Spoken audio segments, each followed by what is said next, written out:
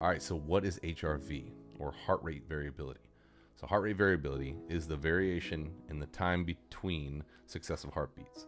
So in simpler terms, it measures the beat-to-beat changes in your heart rate. So sometimes our heart beats every 1.1 seconds, sometimes every 0.9, sometimes every second. And while this seems counterintuitive, having a good variability in your heart rate is actually a sign of good health and well-being. HRV is regulated by the autonomic nervous system, which we've been talking a lot about, and this controls all the involuntary bodily functions that we've talked about, like heart rate, digestion, respiratory rate. But on the other side of that, breath rate also largely impacts HRV. So here's why HRV is important for us to understand and why it is a good thing to start to measure in terms of our stress and overall wellness. So HRV is a marker of the body's ability to adapt to stress. High HRV indicates that your body is capable of shifting between the sympathetic and parasympathetic states efficiently. This adaptability is essential for coping with stressors and maintaining overall resilience. Number 2, lower HRV is often associated with chronic stress, anxiety, susceptibility to disease, lower immune function, and higher mortality from all cause. Monitoring HRV can provide insights into your overall well-being and alert you to potential imbalances in your autonomic nervous system. 3 is that higher HRV is linked to better cardiovascular health. It indicates that the heart is responsible to changes in demand and can adjust its rhythm accordingly. Lower HRV is associated with an increased risk of heart disease and other cardiovascular issues. Number 4, after periods of stress, exercise, or intense activity, a quick return to your baseline HRV indicates efficient recovery. Monitoring HRV can help athletes and the general public that are engaged in physical training gauge their recovery needs. This recovery could be in sleep, hydration, better quality food, breath training, or other exogenous means of recovery like cold plunge, sauna, supplements, and so on. Number 5, HRV is deeply connected to our mental health. Higher HRV is often associated with better emotional regulation, reduced anxiety, and improved mood. Lower HRV, the opposite. And number 6, something I'm going to reiterate, techniques like meditation, breathing exercises, and progressive muscle relaxation, massage, any other kind of self-care, this can increase your HRV.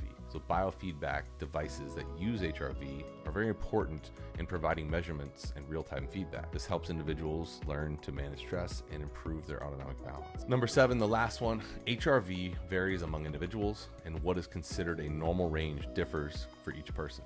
So tracking your own baseline HRV over time will help to provide more accurate insights into what your body can do and how it responds to stress and other external factors. And with that being said, what is the ideal score? The number that everybody just wants to find a number, and I want to get to that number. So normal HRV has a wide range, anywhere from below 20 to over 200 milliseconds. Depending on your age, your sex, your physical fitness, your genetics, HRV differs for everyone. So you need to be sure to compare the changes in your own HRV to the baseline and not to other people. You can use plenty of devices to determine this: the Whoop, the Apple Watch, Oura Ring. These are all like the most general. The Whoop is probably the best, and they're the best in terms of ease of use. They're slightly less accurate than if you're wearing a chest strap, but they work well enough that you can understand where you are and you don't have to wear that chest strap all day. And anyways, your goal in using these devices to try to understand how you feel, have them kind of coach you through like the differences. And what you start doing is you start every day trying to guess your value. How do I feel today? What number is going to show up?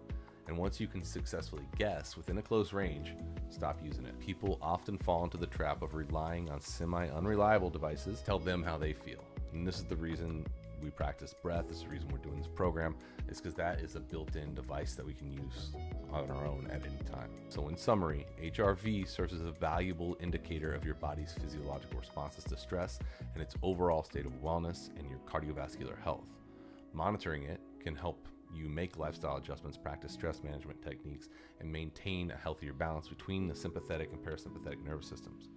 So if you are interested in using a tracking device, consider one of the monitoring methods I mentioned earlier and work with a professional or a wellness expert, but don't rely on them. Use them as a tool to understand yourself better, understand how your body responds to stress, and then get rid of them.